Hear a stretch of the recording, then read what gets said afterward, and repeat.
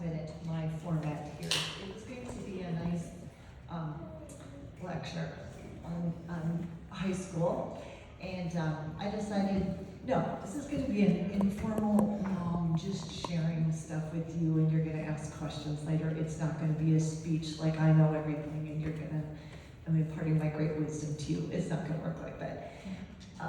My name is Unverzagt, and I know a bunch of you, but I don't know everybody. And so why am I up here? Just because I've homeschooled for a very, very long time.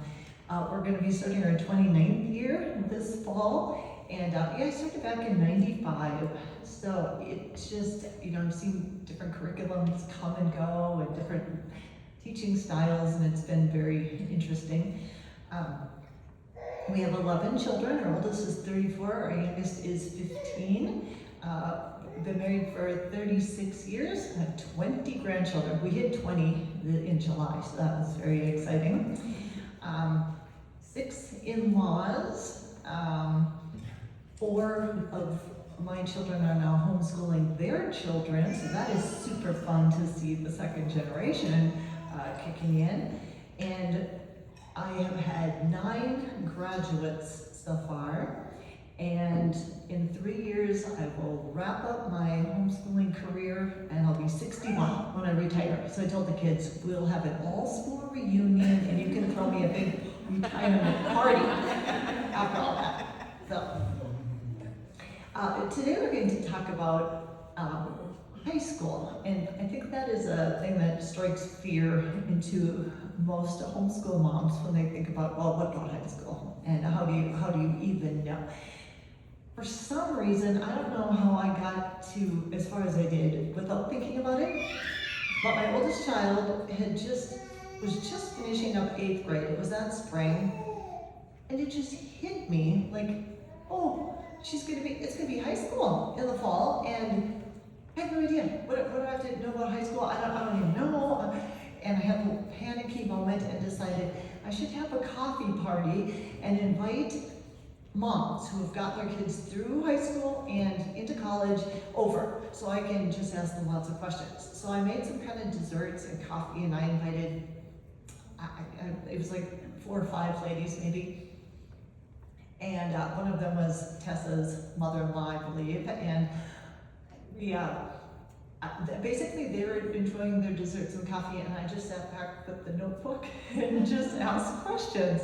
And by the end of the evening, I was completely relieved, and I'm like, oh, yeah, I can do this. This isn't nearly as scary as it seems. So it's good to know kind of what you're up against. So that is my prayer, and my job today is to just let you know, and it's not scary, and you can do it, and you should do it.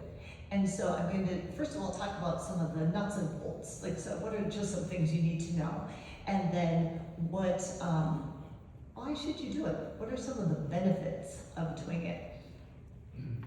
So I think the first thing that strikes fear in the minds of moms who are going to homeschool high schoolers is the thought, I don't remember trigonometry. I don't remember all this stuff that I'm going to have to be teaching now. I don't remember chemistry, blah, blah, blah. Am I smart enough to do it? There is a ton of curriculum out there nowadays. Well, first of all, you can run your high school however you want. It's not public school. You can run it how you want. You can teach it how you want it to be taught. There are certain subjects that you need to teach, but you can do them how you want to do them. And there's a ton of curriculum to choose from. Lots of things that are very user-friendly, where you can have for example, teaching textbooks math, where they go on the computer, they can listen to a teacher give a lecture, they can do their assignments, and they can look up the answer to any question that they have that you are not able to answer. You don't have to remember all the higher level math, you don't have to. And so there are many different ways to do this. I remember when my oldest was in high school thinking, okay, well, you should do chemistry, right? People in high school do chemistry, so I'll buy a chemistry curriculum. It was awful. Nobody was learning anything. I'm like, oh no, I've got lots of little kids. I don't have time to sit and refresh myself on chemistry so I can teach it or help her. What do I do? So then I switched out to various other curriculum, like, okay, I found one called Friendly Chemistry. I'm like, well, surely that will be good. And it was fun, and it was so friendly, nobody learned a thing. So I'm like, what was the point? It was a complete waste. And then I couldn't even sell it at any curriculum fair, so I'm like, what a waste this was. But then I realized, well, yeah, but chemistry is an elective in high school. You don't have to take chemistry, so why am I teaching it? And if they are going to need it later, they probably have a leaning toward it anyway and would pick it up on their own. Or if they really have to have it, they can get it later in college, which is exactly what happened because my second oldest went into nursing.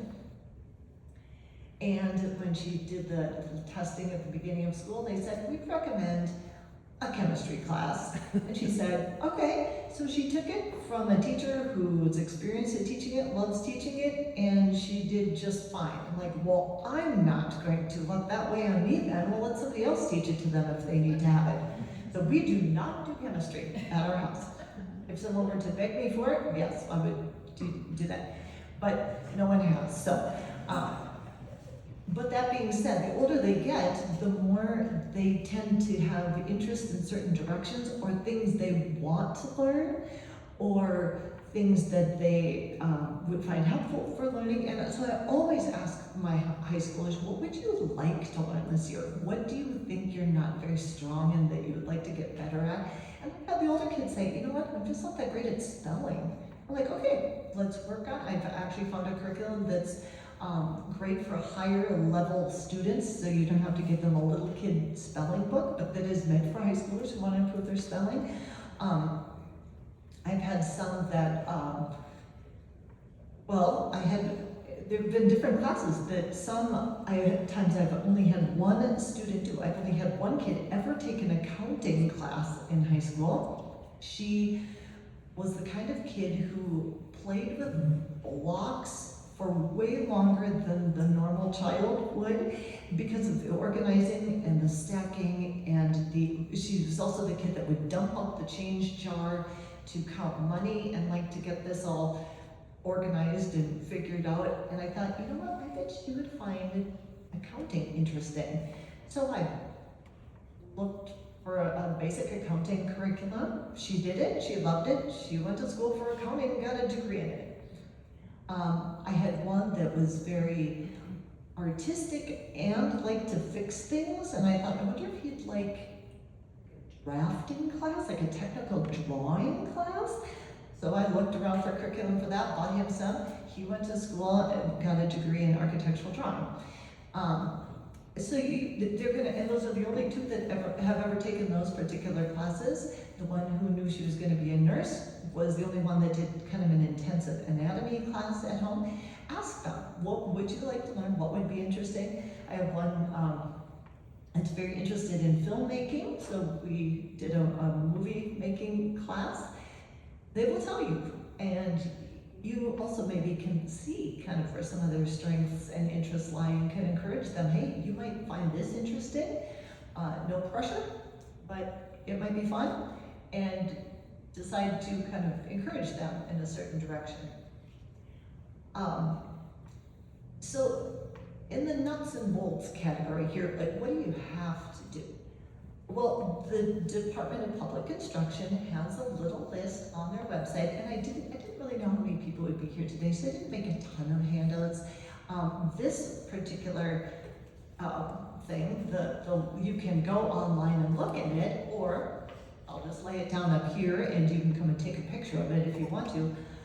The graduation requirements for the state of Wisconsin. So I just always have this in the front of my Mill Pond Academy handbook binder where I stick everything that I need to remember. So that you just know, okay, for example, they need 4 credits of English language arts, which covers grammar and literature and writing and speech, and all of that would fall under there. 3 credits of social studies, 3 of math, 3 of science, a half credit of health anytime between 7th and 12th grade, and a half credit of personal financial literacy. Interestingly, I have had this printed off in my binder for years, and thought, oh, I should just look it up again. And they had changed it since I had last looked at it. And so I don't know when that happened, but so this information is current. This is what is currently on the website. They used to have only 2 credits of math and 2 of science. They've upped it to 3 of both of those, and they've added a personal financial literacy, which is a great idea. So anyway, I will have this for you to look at if you want to. It says 15 credits required total. You end up with way more than that because of all the electives. There are just so many other extra things teens do that you can count to put on there that you'll probably end up with tons of credits on your transcript. But this is just a good guide to know, okay, so in 9th, 10th, 11th, and 12th grade, they're going to do English every year. They're going to have to do science, 3 different sciences. They're going to have to do 3 different maths. But you can choose. Is this going to be Algebra 1? Is it going to be Geometry? Algebra 2? Trigonometry? Is it going to be accounting? Is it going to be consumer math? You can decide what your child needs. Okay, so that's your basic guideline. Like, okay, these are the things we need to do. When it comes down to what you actually are going to do, you do have a lot of freedom there. And the one thing you do have to do in high school, besides, kind of making sure you hit the right amount of credits of things, is to make a transcript. And that's another thing that people are like, I don't. And then people, I should clear this up as well. The whole diploma thing seems to be like, how do you get a diploma? A diploma is just a piece of paper. Go to your printer, print something off. I bought a template years ago, and I just change the name every time I have a kid graduate. It means nothing. You're never going to be asked to show your diploma anywhere. The transcript is what you're going to be asked to see. So the night of my freaking out, have everybody over for coffee and learn from them party, one of the moms brought a sample transcript, and that was invaluable to me because I needed to see how does this even look. And it was simple. Mine is very basic, nothing tricky at all. I have 20 copies of this, so I'll tell you what, you can go ahead and take one, pass it around. There won't be enough, so maybe share it with somebody, or just take a picture on your phone of some of these. So if you want to just pass around. I was going to use one of my kids', and then I'm like, so I just typed up a sample one, taking things off of many different people's transcripts from my house. The main thing is to keep track. If you wait till like 11th or 12th grade and like, oh no, I need a transcript for college, you're not going to remember what they did in 9th grade. And so keep track every year. Write it down because you'll forget.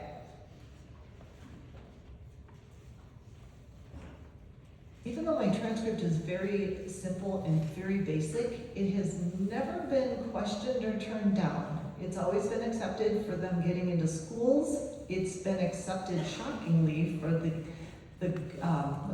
good student discount for car insurance, even. And like, obviously I have just typed this up, but it's always been accepted, and so it doesn't take much.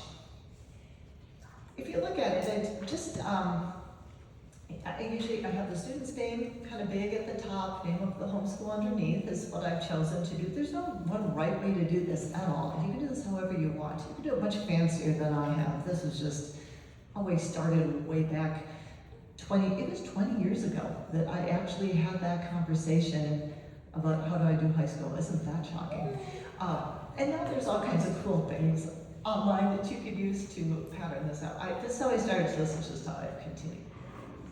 Basically, you need to know in the column that says subject on the side that, did we run out of copies? They're coming, okay. And like I said, if you don't get one, just go to somebody, take a screenshot.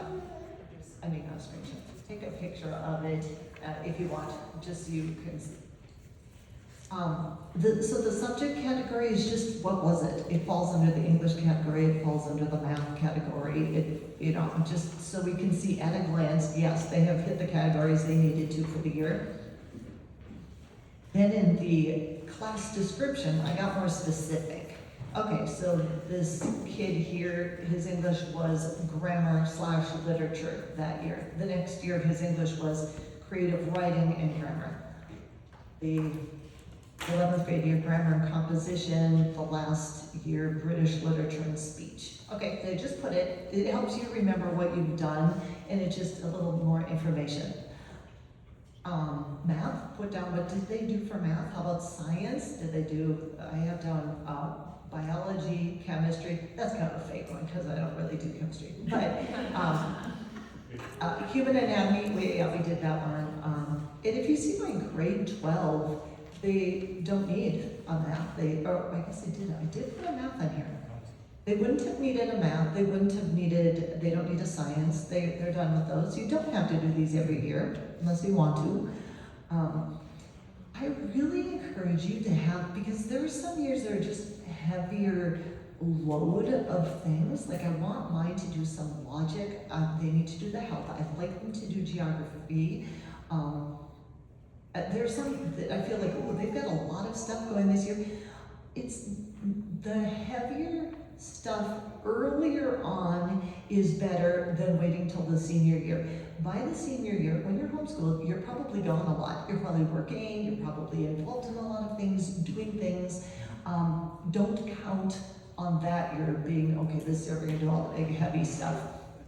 Because in real life, that doesn't work out like that, generally. Credits. Okay, how does that work? Well, if they did it all year, you give them 1 credit. If it was something that took half a year or it was just short, our health, we count as a half a year or as a half credit. Sometimes they whip through it in the first 2 months. Fine, it's a half a credit. So basically the credits are just telling you how long they did it for. PE, I usually just put down general, but I don't teach a PE class, but you know what, they're involved in things. They're lifeguarding, they're playing basketball, they're on a team for that. They, on the side, also do, whatever they like to do on the side. So I'm like, okay, they're getting a lot of physical activity. They're learning to work as a team. They're learning these things. I'm not teaching this. They did it half a year. Maybe I'll just give them a half a credit. That is totally up to you. I heard one mom say, yeah, so for PE, if our family goes hiking and they join in and they have a good attitude, it's an A. I'm like, it can be what you make it to be, okay? So the grade part, people get very stressed out about that. I also brought with me, in case you wanted to you might want to set up a grading scale for yourself. You can set that up however you want. I realized this is how I started, but I don't really follow this so much anymore. I figured, A plus was 100, F was anything below 60. I did the all pluses and minuses of everything. I realized I don't really care to do pluses and minuses because it gets a little more complicated on figuring out grade point average, and I just don't want to do the math, and it doesn't matter. You can make this as complicated as you want. Some of us just don't have that much time. We're busy with other stuff, we got lots of kids, so I want it simple. So I give a grade to them if, for example, on something where they've had tests, so like biology, where there are tests, a lot of times I'd let them even do it open book. I don't care that they have memorized all kinds of stuff. I want them to be familiar with it and to have seen it, to have to search for an answer. I will often say, here is the test for this, unit. Do it as you go along. Then they're reading for, I should pause and back up. I realized years and years ago, when I thought, I should be doing some tests, I realized if they know there's going to be a test later, they don't read it the same. They're reading it to try to do well on a test. If they're just reading it because I'm like, read this because this is interesting and we're gonna learn from it, they read it much more for interest and are interested in understanding it, and that's what I want. I'm not there to teach for tests. I don't care about that. But it is good to practice taking a test, and it's good to have to find certain answers. So I do most of the things open book. I'm like, here you go. Doesn't mean they're gonna get them all right, and they don't. So anyway, so I do, for example, then in biology, I do have enough grades from things to actually see, okay, yes, you've gotten an A on this, or you've gotten a B on this. Sometimes it plays into how much did you get done, how well do I feel you know it, and were you a diligent student in trying to learn it? And that will help me decide. Cool. I think my mic quit. Battery. Do we need to do something? Is the green light still on?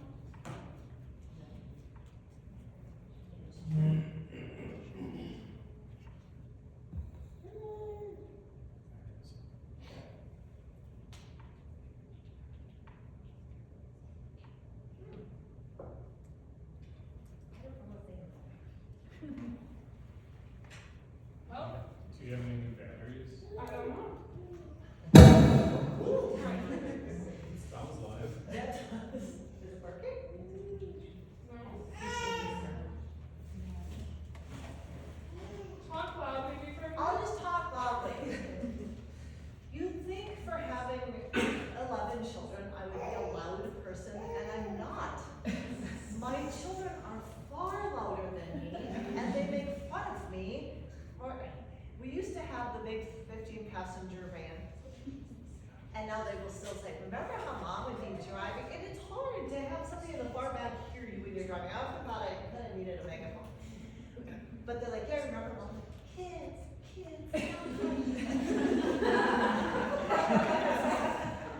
Anyway, so I'll do what I can, hopefully. Okay. Also, take what your kids are doing outside of school, and that counts. So I had a kid who learned how to work the whole soundboard thing at church, and I'm like, I'm giving him credit for that. He knows how to do it. He can work it for services, and that's a skill. I put it on your audio visual. Did I do it on here? I did. Audio visual, and I put it in there. They were in a drama ministry our church had, where they would do practices, and then they would go and perform plays at different churches. Put it down. It's drama. It's an elective. They learned a lot by doing that. They got to be comfortable up in front. If they take piano lessons, violin lessons, play the cajon, put it down. That is something they're doing. I had a kid that was so into basketball that he read every book I think he could get his hands on at our library. And I'm like, you know what? He has learned a wealth of basketball knowledge. And I put it down as, I think, history of basketball. I'm giving him credit for this. This is a lot of learning went on that I didn't teach, I didn't test, but he knows it.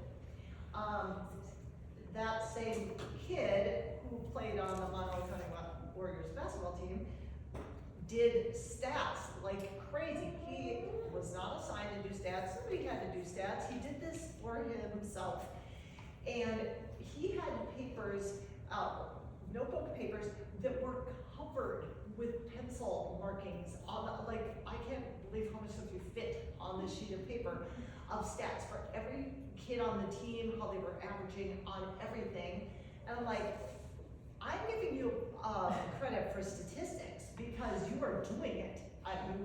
And now he's all grown up. He's got his master's. He teaches, coaches basketball, and he teaches health and PE. And he does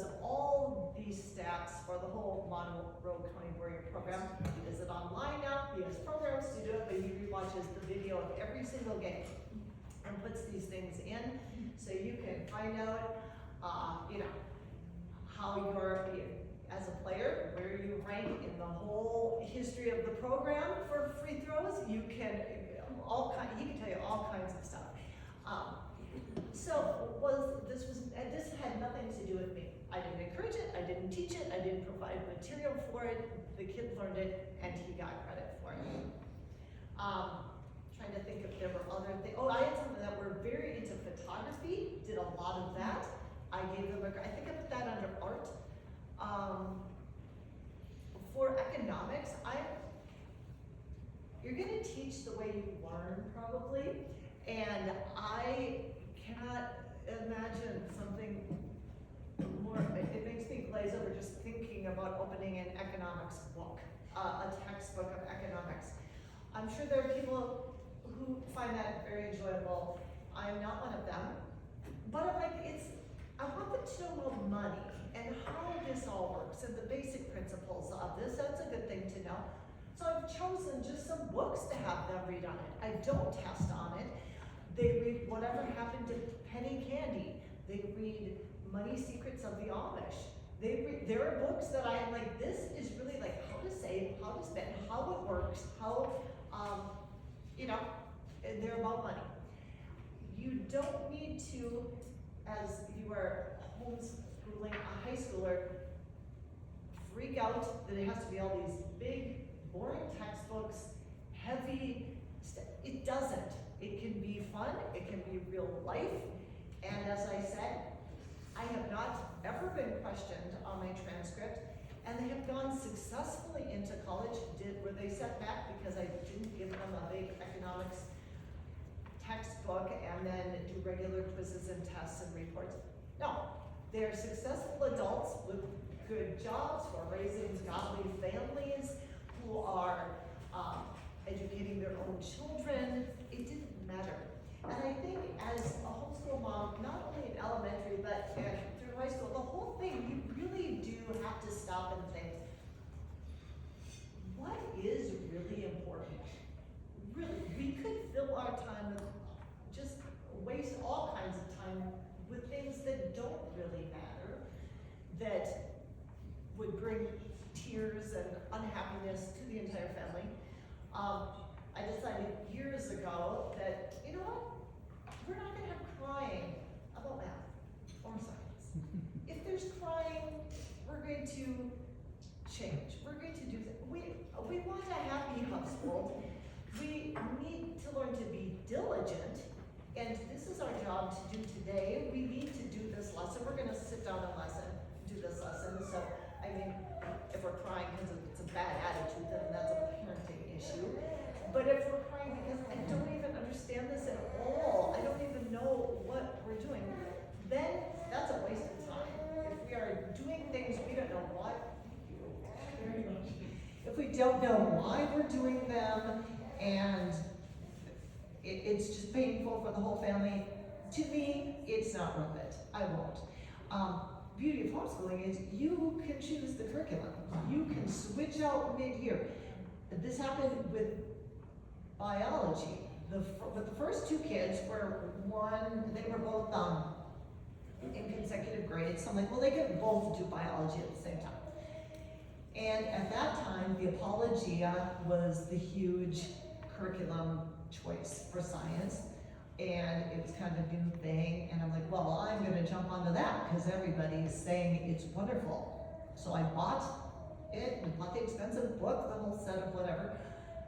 And daughter number one came to me probably a month into school and said, I'm not really learning anything. I don't really get it. I'm having trouble.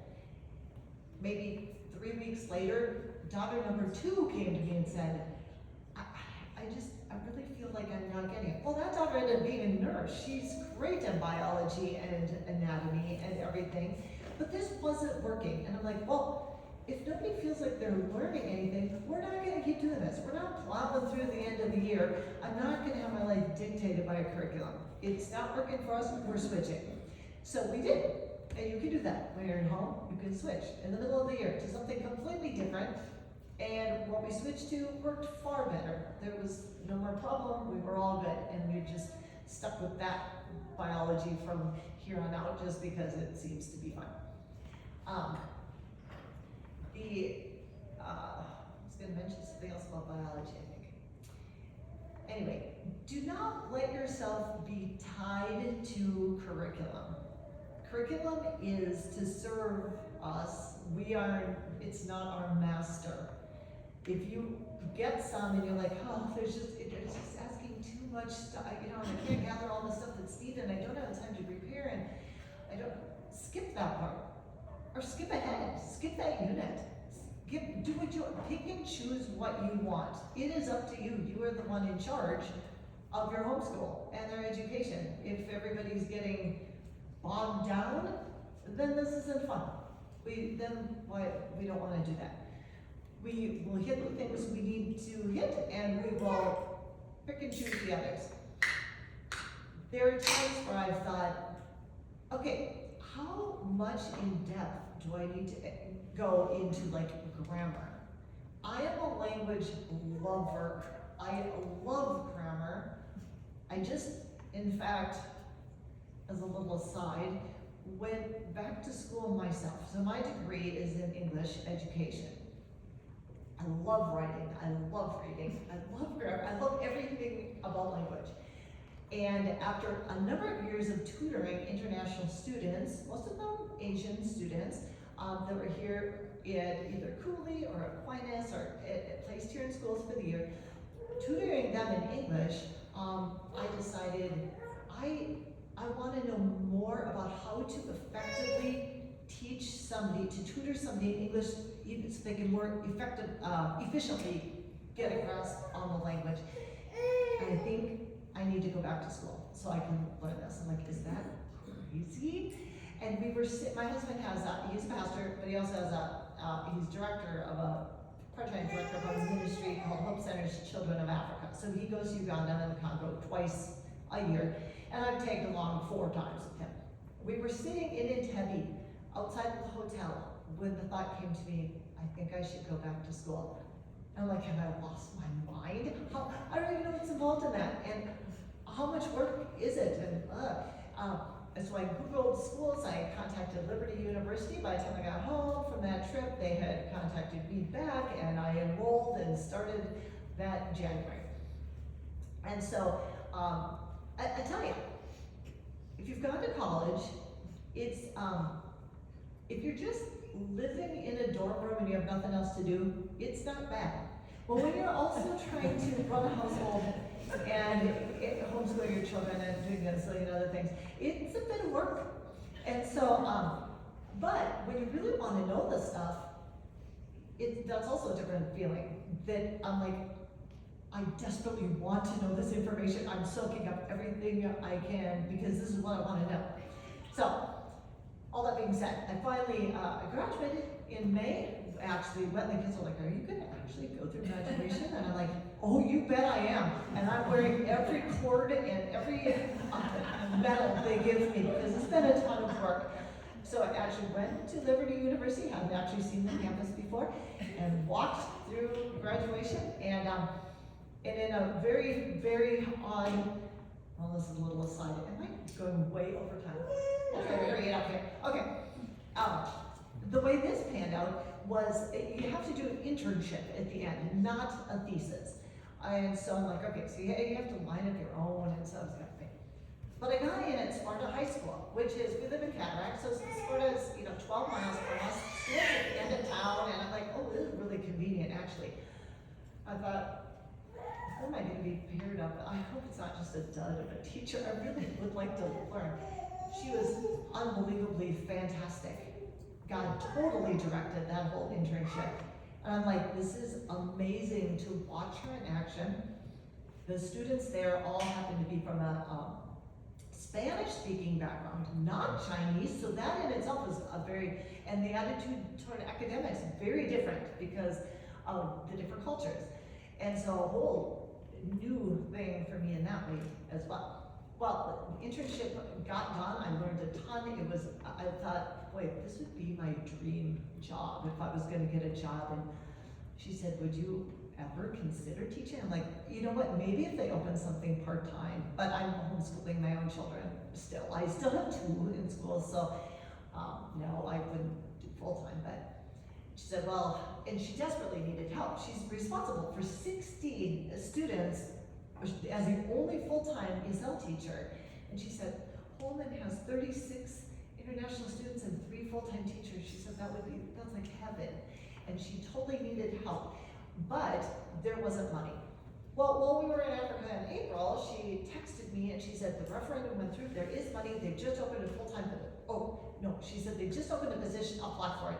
I said, is it full-time? She said, it doesn't matter, just apply right now because it could go fast. So, I couldn't really apply while I was there. There were too many things I had to tweak. I haven't applied for anything forever, so I'm like, I don't even know what my resume says, I have to update things. And so the first day home, I spent the whole day getting this all updated. Sends it off, and I'm like, okay, I don't need a job. I'm just doing this.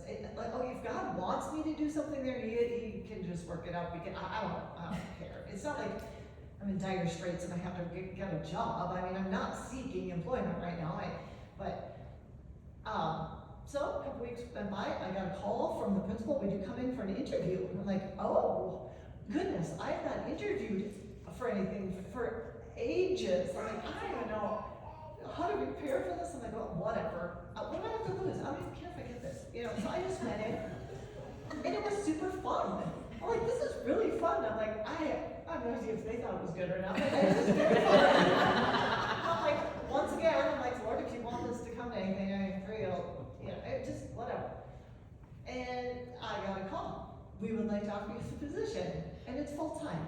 I'm like, oh, but could you make it just be part-time or, maybe 3/4? And he's like, I totally understand where you're coming from. I know you have kids in school, but we can't, because if you back it up to something less than full-time, it's very hard to establish the position as full-time again in the future.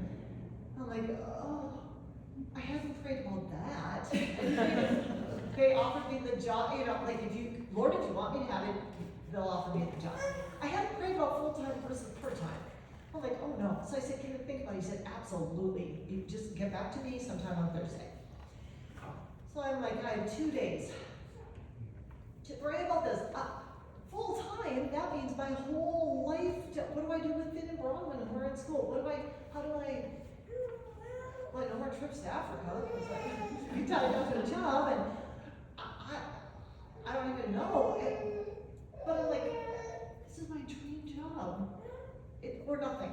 Full-time or nothing, but I enjoy just walk away from this. So I'm like, okay, Lord, red flags if I should not do this. I mean, you're gonna have to speak loud and clear quickly because I need to. Shockingly, there wasn't even a single red flag. My husband was like, I think this is great. This is where your interest lies and what you wanted to do. You know these students, you feel invested in their education, you love this teacher, and I think you should, if it's a disaster, you're only committed for 9 months. We won't do it again. I'm like, oh yeah, okay, that's true. And my mother was like, this is so wonderful, they'll be blessed to have you in blue. And I'm like, but I still have 2 kids that I'm schooling. And my daughter Gretchen said, oh, they can come and do school at my house. She's got 6 kids, she's got 3 in school, and it's, how that is, that's hard work when you're trying to, you got 3 little ones trashing the house and need feeding, and you're trying to teach the others, but they all need you to listen to them read out loud, and they all need help and stuff. She said they could come, help me with mine, and I will answer their questions and help them with and I'll cook them lunch. Well, actually, they could come for breakfast and lunch, and is it okay if they do consumer math next year? I'm like, oh my land, no, that's fine. They can do whatever you think they want. And it just all boom, boom, boom, everything fell into place, and I'm like, God wants me to work full time next year? I still can't even believe it.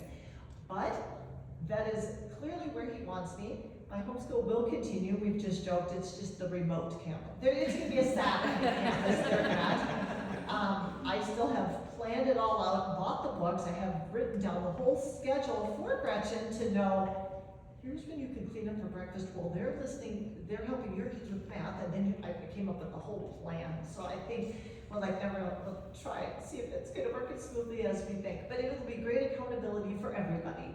Mine have to get up and drive to her house, so they will be out of bed and there by 8 o'clock and not tempted to sleep until 11 and not have time for school when I'm not there. So, anyway, yet again, the flexibility of homeschooling. It can look different, and this year will be very different for me. That was a long aside to say, I'm a lover of language, so I have had to think, but what is really important? If I were to walk down the street in Sparta, Wisconsin, and say, give me a sentence in, or better yet, I'll give you a sentence, you tell me what's the indirect object, what the direct object are. How many people would be able to do that? Would you be able to do that right now? Probably, it's your homeschool. You maybe can. But how vital is this? Is this worth tears? And is this worth, it's good to have somewhat of a knowledge of? Do I have to teach intensive grammar to my children who aren't thrilled about that? No, I don't. And it's not the most important thing in life.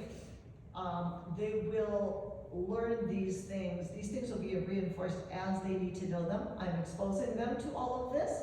Are they running with it happily and always have correct punctuation, capitalization? Not by a long shot. And I told the story at last convention. You probably, if you were here, you heard me. But it was a good reminder to me when my kid, who likes to make movies, was maybe 10 or so, and he had just written lengthy movie scripts without any punctuation or capitalization whatsoever. Page after page after page of script. And said, Mom, can you sit down with me to just help me fix it? I'm like, sure. That's the stuff I love to do. But as I was fixing it, I'm like, okay, he's got a lot of repeated stuff here, like spelling. I'm like, okay, you remember if you are adding an ing to a word that ends in an e, you drop the e first. Because I realized I was correcting a lot of that. Or it's a short word and you're adding an ed, you double the last letter. So I thought, I'm not gonna overwhelm him with things, but I'm gonna pick a few things that are repeatedly happening. And he said, Mom, this is so interesting. You should teach a little class on this. And I'm like, what do you think I've been teaching? Like, when it was just in a grammar book, it was like, I know something you do for school, Mom wants you to do. Now this was important. He wants people to understand this, and it needs to make sense. So suddenly, this is real, and now he's gonna learn it far faster than me having to do exercises in a notebook. So the stuff will come that they need.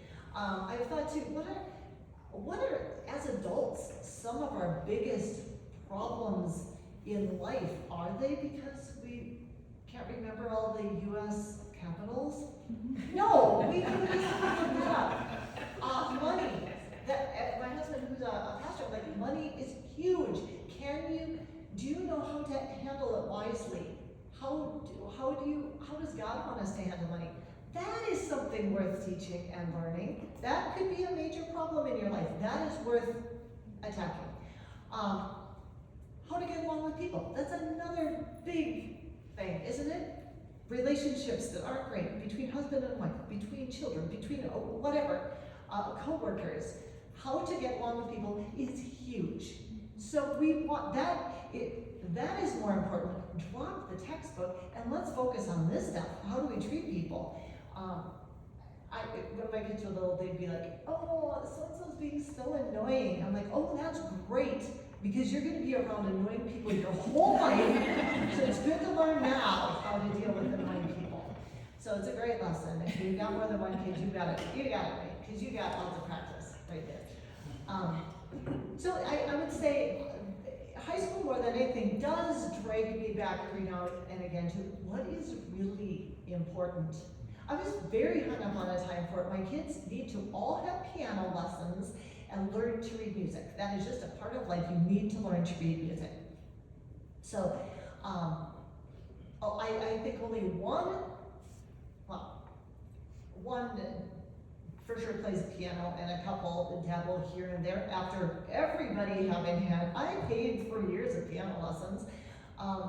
people didn't necessarily practice, they didn't run with it. You can't force them to learn it if they choose not to practice. I'm like, well, then we're not gonna keep doing it. But the one who really ran with it was a dyslexic and had trouble learning to read, but really, really loved piano. And I said, how about violin? Then you're only dealing with one note you have to know, and you've got a good ear. So she did that for a while and did fine, but she said her real love was piano. But she said she could not distinguish between the notes, and learning to memorize notes was just very overwhelming to her. Yet she could listen to a song and play it, but she couldn't read even something simple that was with notes. And so one day, I remember giving her the everything I know about chords speech, which took like 5 minutes, and she got the concept and absolutely took off with it. I think within a month, she was playing with the praise team in church, not looking at music, looking at a sheet with words and chords on it, and figuring out, and I had to let that go. I you know what? King David honored God with his music. Did he read notes? He probably didn't. He had a harp, it was probably all just, he probably didn't even have written music. Who knows?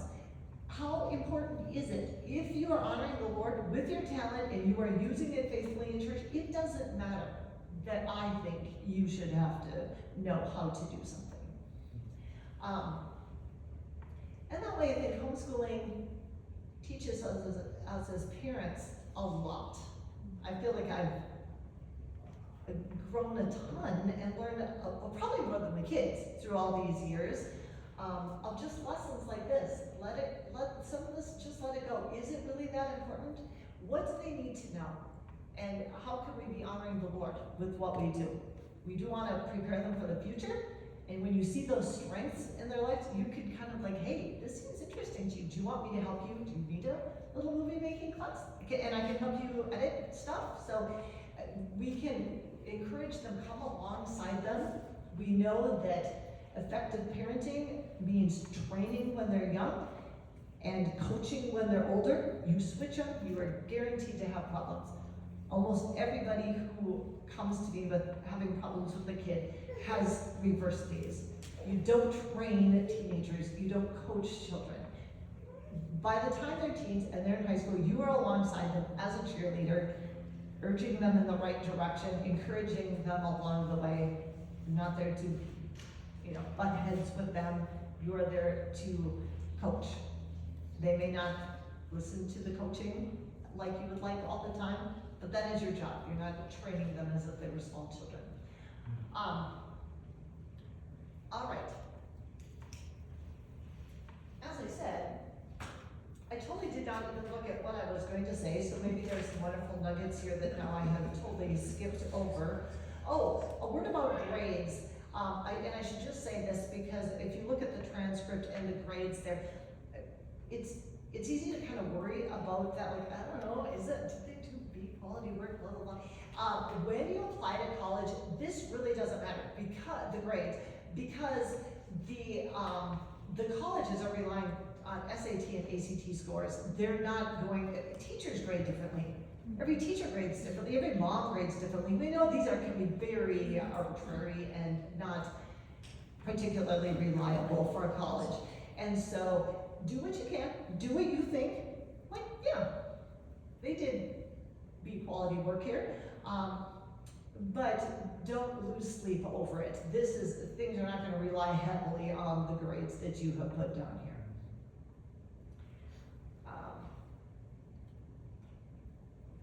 Okay, so those are some of the nuts and bolts. I just jotted down a couple benefits. If you homeschool all the way through high school, your children will probably become best friends. Your family is used to being together. They are friends of each other, and it will last forever. And I just cannot even tell you the great joy it brings me to see my kids hanging out together and loving to be together and choosing to be together. And I think that's because we've just spent so much time together not separated up like we would be if we sent everybody to school in their own little classrooms. We've been together. Another benefit, way more freedom, like I've said, for them to learn what they want and in how they learn it, you have that freedom. You also, a benefit is you can avoid teachings that you don't agree with or agendas that you don't agree with if you're sending them off to be taught by somebody else at this point. You don't need those things forced on your child by somebody else. You are in charge of what they learn. They can still, in most places, still participate in sports and other activities. Some people are like, oh, well, we want them to play.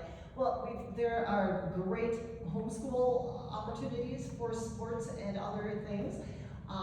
And you can play with the public school on some of these things as well. This year I have a kid who really, really wanted to play football with Sparta High School. And I'm like, okay, you've never played football, and you're coming in your junior year, and you don't know. I told him I would never have done this at that age. He had to go into the school and ask where is the weight room, because all summer they're supposed to be lifting weights in the morning, and then go and join in with people he didn't know, any of the coaches, didn't know any of the kids, nobody at all. I would never have done this as a teen. So I'm very proud of him for even trying this. And I kept saying, you know, if you don't like it, you don't have to do this. And now he's like, no, he's seems to be enjoying it. And the first day they actually went out, they were given helmets and they got to try tackling. And he said, oh, some of the guys are really nice. They know I haven't played before, so they're helping me learn some of the plays. And I'm like, are some of the guys not really nice? He said, well, you know, there are some that are weird, but public school. Like, yeah, that's true. But we're in public school.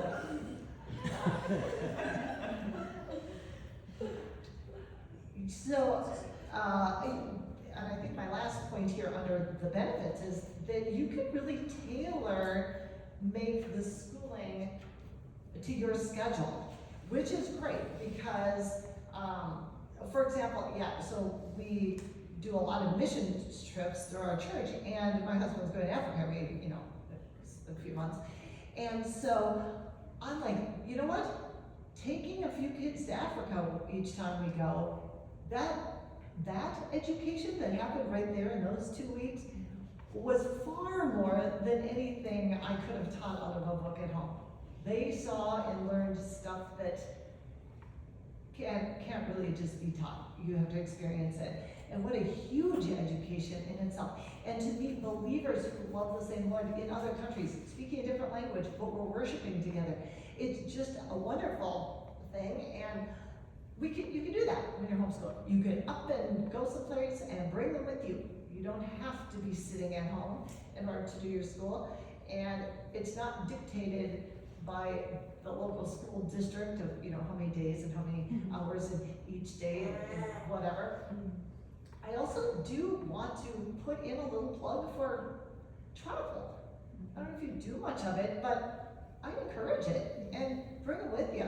Even if it's here, in the US, whatever. Go places, learn stuff, enjoy what's around. There's so much learning that happens. There's so much out there that is educational that's not in a book, All right. I think I've talked way longer than I was going to. Is it after 10? Oh, my lane. Okay, are there any questions? And just see if I can answer them. I don't know if I can. Oh, wow, yeah. Sorry. I've been holding on to this one.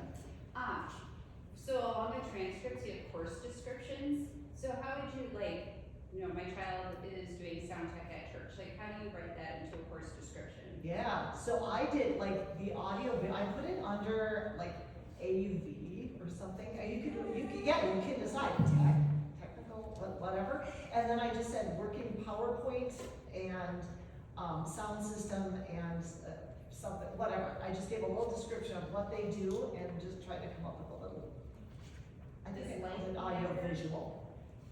What Do do you you need say? 3 sentences? Do you need a whole paragraph? No, just like this. Just like this. Okay. Just 2 words or 3 words, whatever. Just a little bit of description. Yeah.